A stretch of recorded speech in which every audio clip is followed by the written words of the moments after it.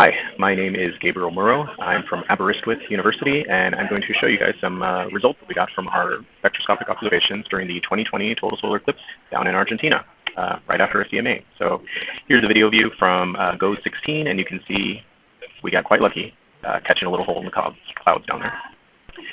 So our eclipse took place in the Andes Mountains on the dry side, thankfully. We were quite high up, around 1,100 meters in elevation. The sun was high in the sky, and conditions were okay, considering that it was very dusty and windy, as you can see from our video there. Now, visibility in the sky was generally good. There were a lot of clouds, but thankfully during the eclipse itself, we didn't get much in the way of clouds. The apparent motion in the sky was around 2 solar radii total, and our spectrometer was able to capture both the leading side and the trailing side in the spectrometer view down at the bottom there, of just slightly less than 1 solar radii on each side. It wasn't a perfect match since I was kind of doing both manual tracking and automated tracking, but you'll see in a moment. So our observational device is a spectrometer, 3-channel spectrometer. We will only be focusing on iron 14, although iron 10 and 11 are measured as well. So iron 14 is generally green, 530 nanometers with 1.5-second exposures. The incoming light enters, bounces off a mirror, through a slit, bounces off a mirror onto an Echelle grating, and that Echelle grating directs the light down to a CCD camera. Now, due to this high angle of orientation, we are able to capture a diffraction order of 42, so the 42nd rainbow, essentially, which allows for some very, very high-resolution spectra. Now, because we're using our own bespoke device, we have to do many, many calibrations since this is basically level 0 data.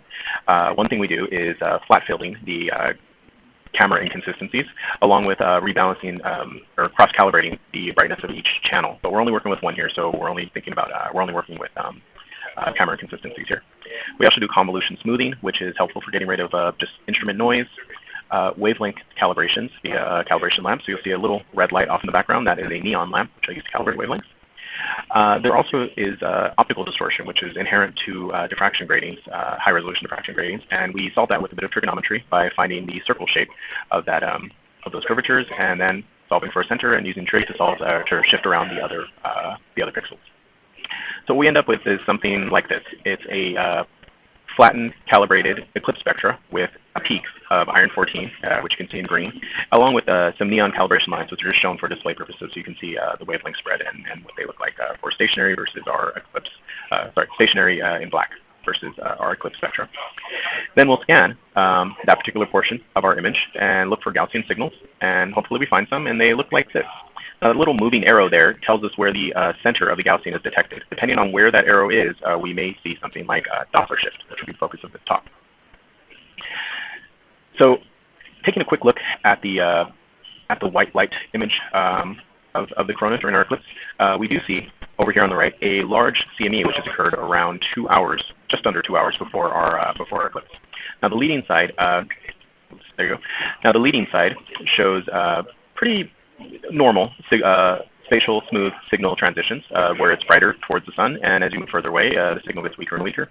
Although the trailing side, where the CME occurred, has very, very strong signal transitions, both here, right at the footprint of the CME, and for some reason, which I'm not quite sure of, around 40 degrees away from the CME. There's also a very strong signal as well. So let's see what that looks like in some more detail. So, as you can see, centralized wavelength, there's very little shift occurring on the left side here, marked in green. But on the right side, there are pretty large shifts of about 0.2, 0.3 of a nanometer. When you translate that to actual velocities, on the left side, the side with no CME, we see basically what we would expect for solid body-ish normal rotation speeds, maybe a little bit elevated, but it's all within our margin of error there. And on the opposite side, though, we see huge variations. Initially, near the CME footprint, we have speeds measured of up to positive 150 kilometers per second in the wrong direction, and then accelerating all the way up to 200 kilometers per second in the same direction as rotation. The same goes for near the equator, which starts out at 0 and then achieves speeds of somewhere in the areas of 100 to 200 kilometers per second. So heavily disturbed plasma measurements with regards to Doppler shift, which we've found.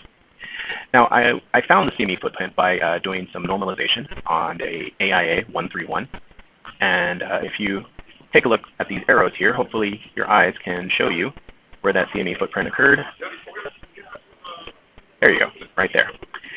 And when you take a look at these same images at totality time, we don't see anything there. So it was only useful for identifying the initial beginning of the CME at the flicker.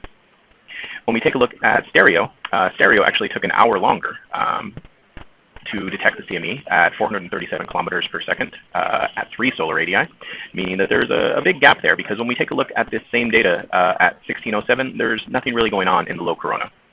If we use the same stereo data using HelioViewer's running difference measurement, 5 minutes, we do see a little bit of activity around the time of totality, but it's a little unsure of what's happening. So what I did was I took all of the data that I've gathered, our spectral Doppler velocities, SDO's footprint location, and stereo's measurements at 3 solar radii, and I plugged it into a synthetic CME and created something that looks like this, which is at least qualitatively similar to what we observed during the eclipse. So with that, this is just a brief presentation showing that basically eclipse spectra are very useful for filling the data gap between 1 and 2 solar radii, because there are no spacecraft that effectively cover this range, especially when it comes to spectrometers, high resolution spectrometers. And of course, the most interesting activity that we found came from this low corona region. That seems to be where a lot of transitions were occurring, and at least the beginning of this CME was developing before we measured. But it still seems to leave a have a big effect on the low corona. So with that, total eclipses are a really ideal environment for novel designs, trying out new things, and hopefully some other people are encouraged to build their own spectrometer and do the same thing. In addition to this line of sight Doppler shift measurements, we also have 3 channels, which will be written up in a paper later with their own Doppler shifts, along with ion-dependent signal intensities and thermal Doppler broadening, which will all be combined later on. So by combining spectrometer data with other angles, it's very, very useful for examining and simulating CME shape evolution from the photosphere to many, many solar radii. So something like Solar Orbiter's polar point of view is something I'm really looking forward to when it comes to incorporating this all into a nice, realistic simulation. So thank you very much for your time. And if you have any questions, please feel free to ask.